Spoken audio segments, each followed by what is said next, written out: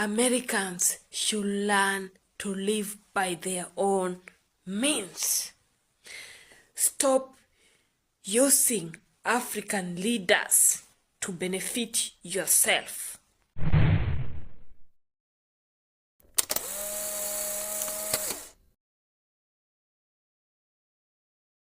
Hello everyone, welcome back to the channel. If you're new here, don't forget to like, subscribe and hit that notification bell so you never miss an update on the biggest story shaking up the world.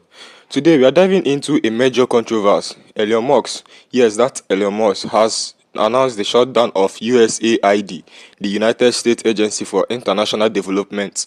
This move has sparked outrage from politicians, protests across the country and heated debates about the future of US foreign aid. So what exactly happened? Why did Musk, with backing from President Trump, decide to ask USAID, and how are politicians, activists and everyday Americans reacting? Stick around because we are breaking it all down. Let's get into it. Privileged billionaires who don't give a damn about America and Americans should not be making decisions that put Americans at harm. We don't have a fourth branch of government called Elon Musk. Elon Musk may get to be dictator of Tesla, but he doesn't, and he may try to play dictator here in Washington, D.C., but he doesn't get to shut down the Agency for International Development. This is all a smokescreen, a shell game, in order to turn this government over to a handful of unelected billionaires and corporate interests, and we are not going to let them do that. There they are. Those are the people that are wasting all this money, and they are the swamp rats. They are the ones who are so upset because the free ride is over for them and their people that fund them. Those are the enemies. They should not be in office. We need to unelect them. There they are. They've presented themselves. We know who they are. Tired of these rich motherfuckers dictating my life. It's time for the Million Man Stomp. Who with me? Who war ready? Who's really about it? Couple of things. Number one, first and foremost, Elon was not elected. He was appointed. Just like all of Trump's cabinet. How fucking stupid are you? My God, people. We know he's not elected. Trump appointed him. And about all these programs that he's shutting down, shit, I'm all for it. Who needs $7 million to study the flow of ketchup? Okay? So shush. Secondly, I've seen more and more of these videos of people getting up on a podium, screaming, mostly Democrats, screaming about Elon Musk, screaming about Elon Musk. And when I'm talking about screaming, not these people in this video, screaming into the mic, we're not going to take it, we're not going to let him, we're not going to do this, we're not going to take it. You know what happened the last time people got up and screamed like that? It's when all the riots started. Is that what Democrats are really trying to push for? More riots? And then blame Trump for them? When they're the ones who get up and scream? And say, hey, you know, we're not going to let you do this, we're going to take over. And then there's riots in the streets. And then you're going to blame Trump for what you did. I'm telling you, all these people screaming that's what happened last time, was riots. Am I imagining this? So going out to all you Democrats that are standing out there on your soapbox and pounding your chest and yelling into microphones, could y'all fucking do something? Like, I'm dead ass serious. Y'all need to really start pushing and pressuring the few Republicans that may remain, that are middle of the road, that may actually have enough balls to stand up to this bullshit and see where it's going and not want it to go there. Enough is a fucking enough. Stop playing by the rules. They no longer apply. Do something other than hold committees and talk in fucking interviews. Save this country or watch it burn. One or the other. You see, I don't care what any of these politicians have to say about pretty much anything. Because it was, He's up putting Americans first. Shall we go over some of the things that he has found, that Doge has found? Like the $50 million worth of condoms going to Gaza? Explain that one. The Pentagon and their wanting a bunch of sushi, $600 million a year worth in sushi. Like, how is exposing that hurting Americans? That's making us realizing where our taxpayer dollars are actually going. To places that aren't actually helping Americans. And it's funny, they want to talk about corporate greed, corporate interests, subverting, like, oh please, how many kickbacks do you guys get? Or even better yet, how many stocks do you guys own in Big Pharma and Meta? And how many of you guys also make laws based on, I want to invest in this company because I know in 3 months we're going to pass a bill and Washington signing a law that's going to make this company a buttload of money because it's going to be a nice big government contract and I can watch my stock portfolio triple. Shut up. You politicians don't give a damn about the American people. Is anybody else tired of watching them just spew stupidity on TV? Raise your hands. Because I'm sick of it. Where the fuck are these people? Instead of being on TV running your fucking mouth, congressmen and women, Democrats, get off your fucking ass and actually fucking do something about it. This is what we, us tax dollars, us taxpayers, pay you for. Right? You keep taking out our tax money to pay you to stand in front of a little fucking TV screen and say all this stupid shit, and yet you're not doing anything to stop it. Please stay the fuck off TV and actually do your fucking job. That is what we pay you for. I am tired of seeing Democrats running their mouths and asking for more fucking money and doing absolutely nothing to stop the Trump administration from completely destroying this fucking country. I am sick of it. Anybody else with me on this? Because this is bullshit. Either we start seeing some real fucking results from our goddamn elected officials, or we find a guillotine that actually fucking works, and we start doing public beheadings of these fucking assholes to prove to them that it's us, American people, that run this country. Americans should learn to live by their own means. Stop using African leaders to benefit yourself. I'm talking to you, globalist. Stop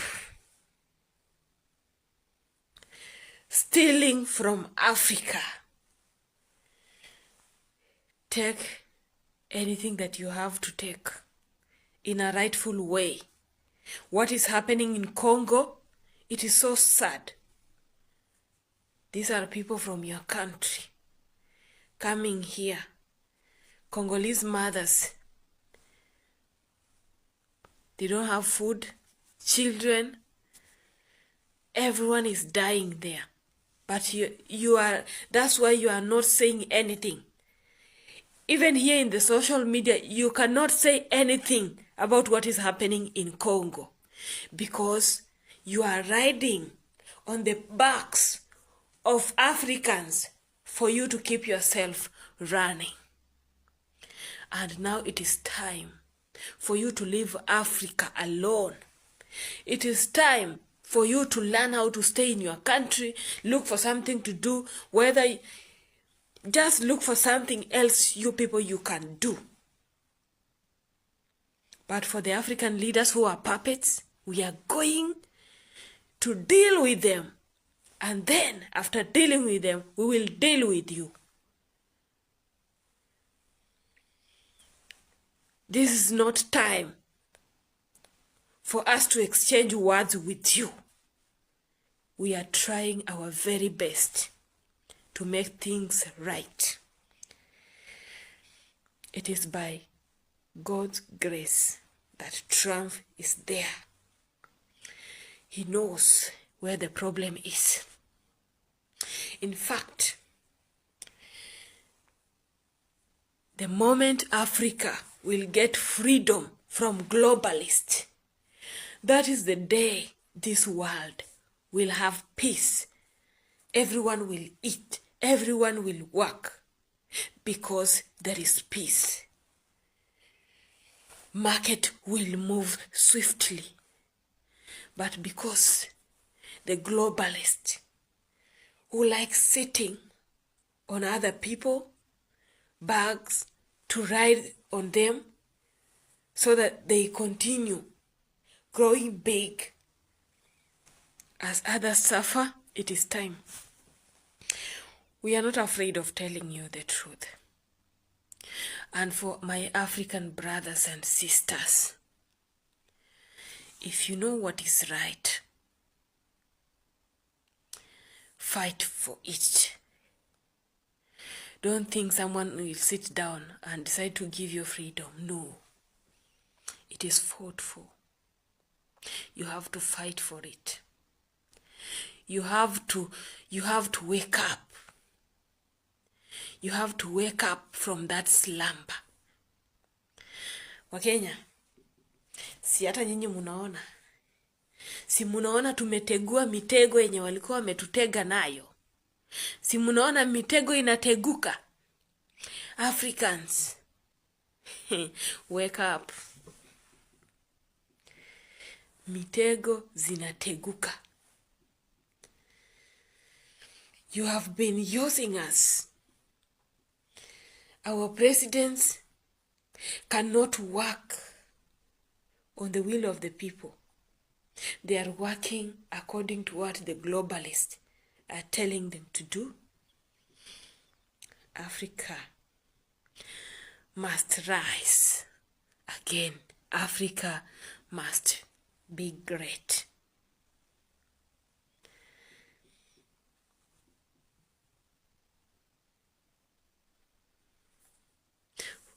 It is at least we have helped you enough up to now. Now you can pick from where we are leaving you. Pick from there. Make something out of it. Develop your mindset. Stop sitting in your houses. Africans must be free, whether you like it or no. Trump, continue with what you are doing, because it is good. Those people who are fighting you, they are being used by people who think they own the world. You heard me right. Elon Musk's decision to shut down USAID has sparked one of the biggest political firestorms in recent memory. For those who aren't familiar, USAID, or the United States Agency for International Development, has been responsible for billions of dollars in foreign aid, disaster relief, and economic development programs across the world. Now, with Musk, who was appointed as the head of the Department of Government Efficiency, DOGE, pulling the plug, politicians, activists, and everyday citizens are reacting in full force. First, let's talk about why Musk claims he made this decision. According to him, USAID is a massive drain on American taxpayers, funding projects overseas that doesn't necessarily benefit the United States. He echoed a long-standing conservative argument that foreign aid is wasteful, corrupt, and mismanaged. Musk even tweeted because, of course, he did that USAID is an outdated bureaucracy funding inefficiency around the world. He also claimed that billions could be better spent on domestic infrastructure, healthcare, and education. But here is where things get interesting. While conservatives have long argued for shrinking USAID, this move has even some Republican raising eyebrows. USAID has been a critical tool for US foreign policy, strengthening alliances, countering Chinese and Russia influence, and providing humanitarian assistance that reflects American global leadership.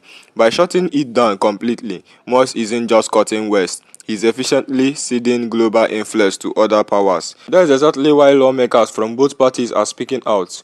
Democratic leaders immediately called this decision unconstitutional. They argue that USAID was created through congressional legislation, meaning either Musk nor Trump has the unilateral power to dissolve it. Senate Majority Leader Chuck Schumer called it an act of executive overreach that weakens American standing in the world. Meanwhile, House Speaker Hakeem Jeffries stated that this move violates the principles of checks and balance and vowed to challenge it legally. But it's not just Democrats. Republican Senator Linda Graham, who has long supported foreign aid as a means of global diplomacy, warned that shutting down USAID could create a national security crisis. He argued that foreign aid helps prevent terrorist organizations from gaining influence in polarized regions, and pulling out suddenly could stabilize key allies. Another prominent Republican voice, Senator Mitt Romney, stated that this was a reckless and short-sighted decision that could do more harm than good. The backlash isn't just coming from politicians. Across the country, protests have erupted, especially in Washington, D.C., where USAID employees have been left scrambling. According to the report, Musk's decision was implemented almost immediately.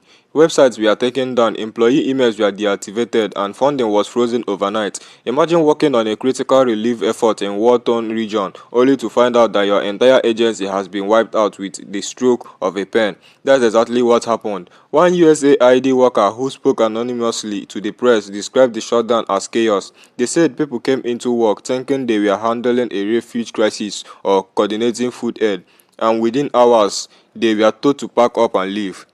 The international response has been just as swift. Countries that have relied on USAID funding are now scrambling to figure out how to continue projects without American support. Ukraine officials, for example, expressed concern that this could impact aid to war-torn areas, especially given that USAID has been heavily involved in rebuilding efforts since Russia's invasion.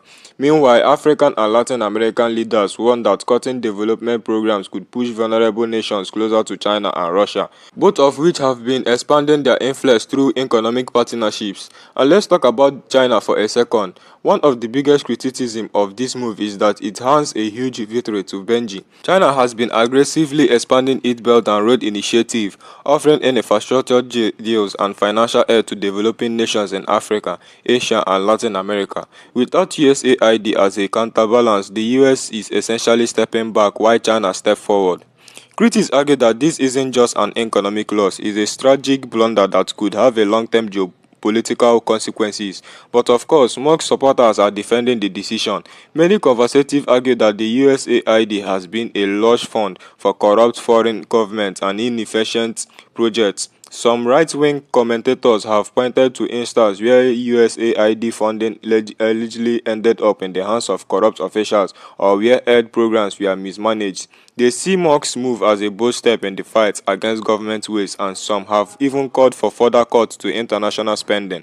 On social media, reactions are mixed. Twitter, or should I say X, is flooded with debate over whether Musk is a genius for eliminating bureaucratic bloat of or a reckless billionaire overstepping these authorities. Hashtags like hashtag SaveUSAID and hashtag Musk the Menaces have been trending, while others are celebrating with the hashtag like American First and hashtag Cut the West. And then there is the question of legality. Many legal experts believe this decision won't hold up in courts. Since USAID was established through congregational legislation, it likely requires congregational approval to be dismantled. That means lawsuits are already being prepared, and we could see this case play out in the Supreme Court. So what is next? If Congress pushes back hard enough, we could see an effort to reinstate USAID or, at the very least, block Musk's authority to make these kinds of unilateral decisions. Protests will likely grow in the coming weeks, especially if funding disruption leads to humanitarian crises in regions that depend on US aid. One thing for sure, This isn't just about cutting government programs. This decision has massive implications for America's global role, its relationship with allies, and even its national security strategy. Whether Musk's move is a bold reform or a dangerous gamble, we are watching history unfold in real time. Let me know in the comments, do you think Musk made the right call, or is this a catastrophic mistake? Don't forget to like and subscribe for more updates, and I will see you in the next one.